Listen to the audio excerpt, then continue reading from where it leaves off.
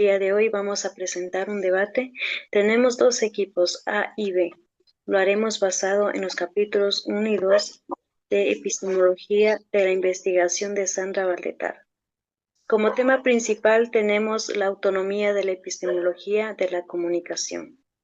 Tenemos el equipo A, Amaiko y Tatiana, quienes defenderán la idea de que la epistemología de la comunicación ha evolucionado como una disciplina independiente con bases científicas y sólidas.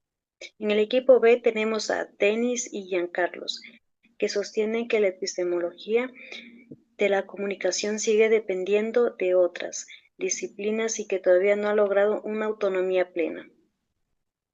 En el debate tenemos tres momentos, que es la apertura, los rebates y las conclusiones. Les pido respeto, tiempos breves y argumentos fundamentados en el libro y en las fuentes teóricas. Tenemos al equipo A, quien va a defender la autonomía y bases científicas.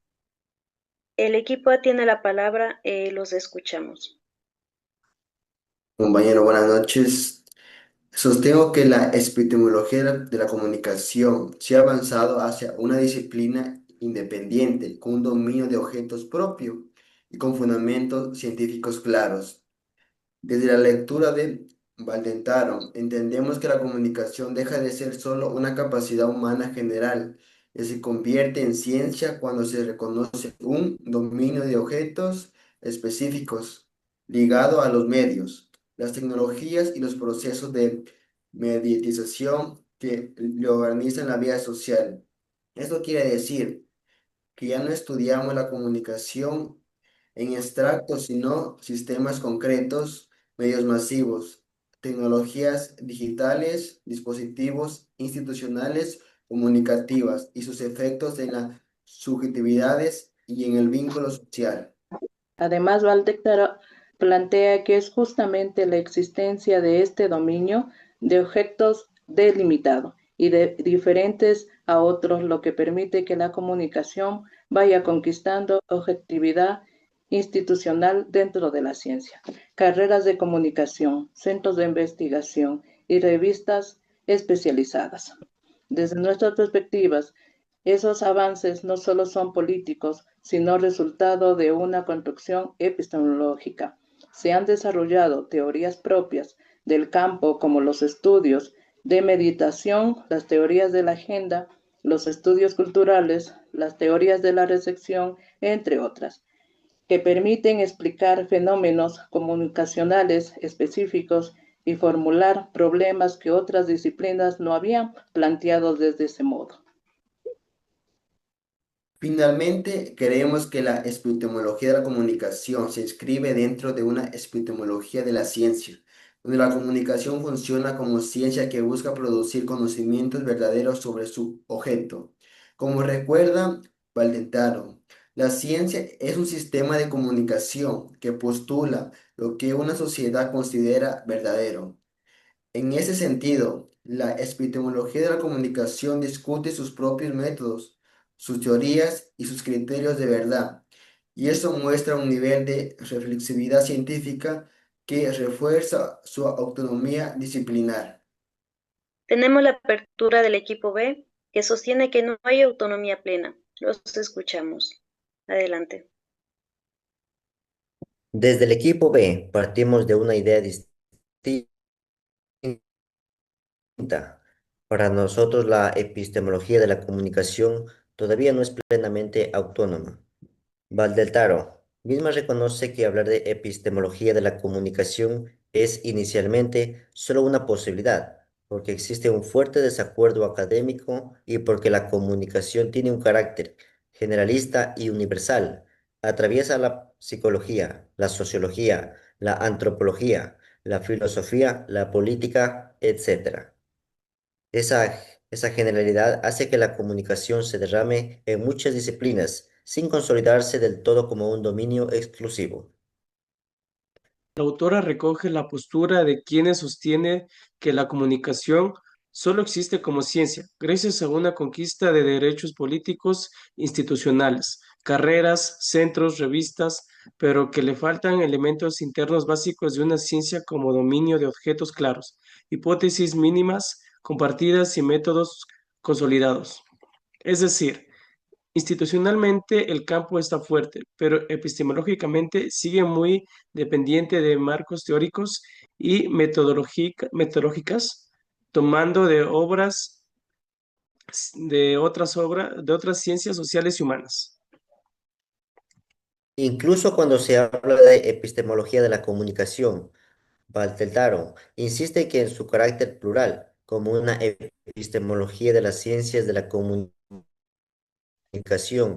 donde convergen lógicas provenientes de la sociología, la semiótica, la filosofía de la ciencia, la antropología, la psicología, etc.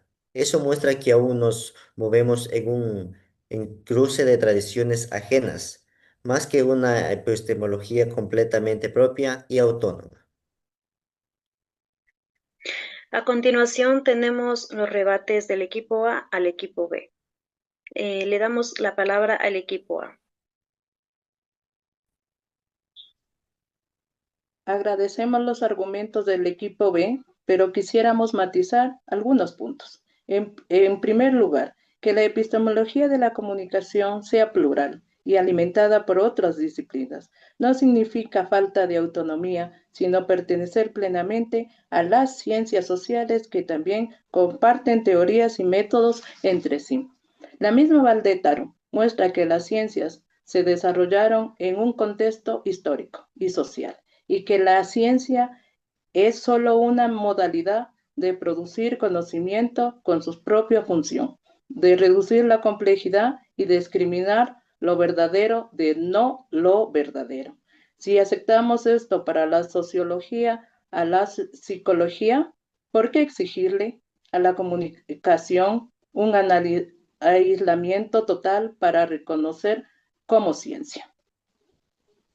En segundo lugar, el equipo B señala que el campo depende de teorías importadas. Nosotros creemos que ahí se subestima el aporte específico de la comunicación.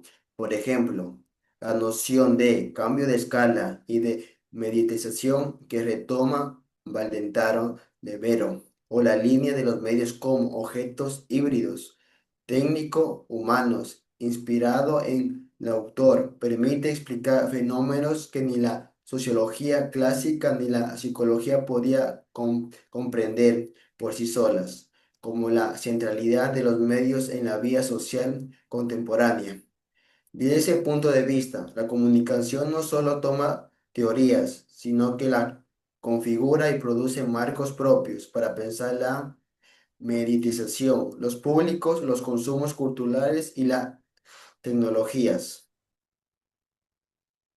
Por último, consideramos que el hecho de que existan controversias internas sobre el objeto y los métodos de la comunicación no es una señal de debilidad, sino un rasgo normal de cualquier campo científico en construcción. La epistemología de la comunicación está en proceso, pero ese proceso ya se da dentro del propio campo con investigadores, centros de debates específicamente comunicacionales, lo que refuerza nuestra idea de que hablamos de una disciplina con bases científicas sólidas, aunque abiertas. Muy bien, continuamos con el rebate del equipo A al equipo B. Tiene la palabra el equipo B, por favor. En respuesta al equipo A, coincidimos en que el campo avanzado y que hay aportes originales.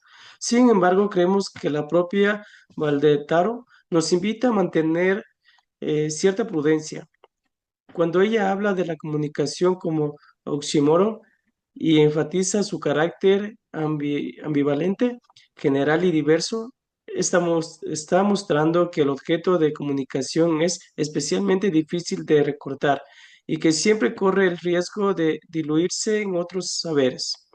Por eso la autora sigue hablando de la epistemología de la comunicación como un proyecto en construcción, más que como una disciplina completamente estabilizada. Además, aunque hoy tengamos un dominio de objetos asociado a los medios y tecnologías, ese dominio consigue siendo compartido con otras disciplinas, la sociología de los medios, los literarios, la ciencia política, etcétera. Muchas investigaciones comunicacionales se sostienen principalmente en teorías externas y recién después añaden alguna categoría propia del campo. Desde nuestra postura se confirma que la autonomía es relativa y que la epistemología de la comunicación depende todavía de marcos filosóficos y metodológicos más generales de la epistemología de las ciencias sociales.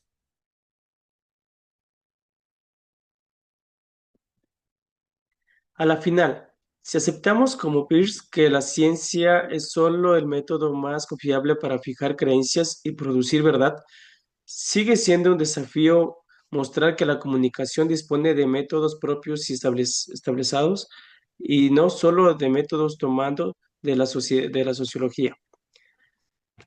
La semiótica o la lingüística, hasta que en eso no se fortalezca, creemos que la legítimo hablar de una disciplina en búsqueda de autonomía a la final. Si aceptamos con Peirce que la ciencia es solo el método más confiable para fijar creencias y producir verdad, sigue siendo un desafío mostrar que la comunicación dispone de métodos propios y estabilizados, y no solo de métodos tomando de la sociología, la semiótica o la lingüística. Hasta que en eso no se fortalezca, creemos que la legítimo hablar de una disciplina en búsqueda de autonomía, más que de una autonomía ya lograda. Como final tenemos la conclusión del equipo A. Por favor, tiene la palabra, los escuchamos. Desde el equipo A, reafirmamos que la epistemología de la comunicación se ha evolucionado como disciplina independiente. En primer lugar, cuenta con un dominio de objetos propio, centrado en los medios, las tecnologías y los procesos de mediatización que reorganizan la vida social.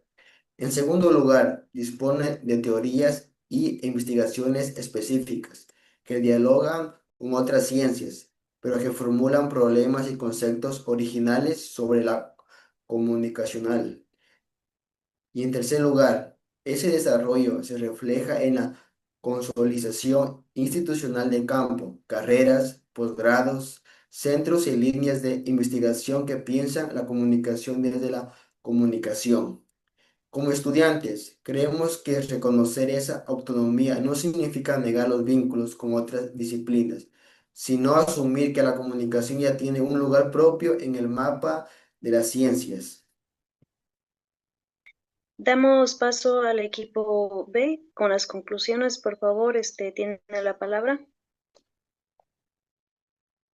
Desde el equipo B, en cambio, concluimos que la epistemología de la comunicación aún no ha alcanzado una autonomía plena. Primero, porque la comunicación sigue siendo una dimensión general de lo humano, tra- tratada desde múltiples disciplinas, lo que dificulta fijar un modelo exclusivo. Segundo, porque buena parte de sus teorías y métodos siguen dependiendo de marcos externos, filosóficos, sociológicos, semióticos y psicológicos. Y tercero, porque la propia Valterado presenta la epistemología de la comunicación como una introducción crítica y como una epistemología plural, lo que muestra que estamos en un campo en construcción, que todavía necesita consolidar de manera más clara sus criterios de verdad, sus métodos y su identidad científica. Como futuros comunicadores, pensamos que reconocer esta falta de autonomía completa no es una derrota, sino una invitación a seguir construyendo la teoría y reflexión crítica desde nuestra práctica. Gracias a ambos equipos por sus intervenciones. En este debate hemos visto dos miradas complementarias sobre la epistemología de la comunicación. Una que resalta los avances en la definición de un dominio de objetos propio y la consolidación institucional de la disciplina. Y otra que subraya la dependencia de tradiciones externas y el carácter todavía abierto y problemático del campo, ¿no? Más que una respuesta definitiva, el ejercicio nos deja dos preguntas. ¿Hasta qué punto la pluralidad de enfoques es una debilidad o una fortaleza? ¿Cómo podemos, desde nuestra formación, aportar a esa construcción epistemológica? Con esto damos por finalizado el debate. Muchas gracias.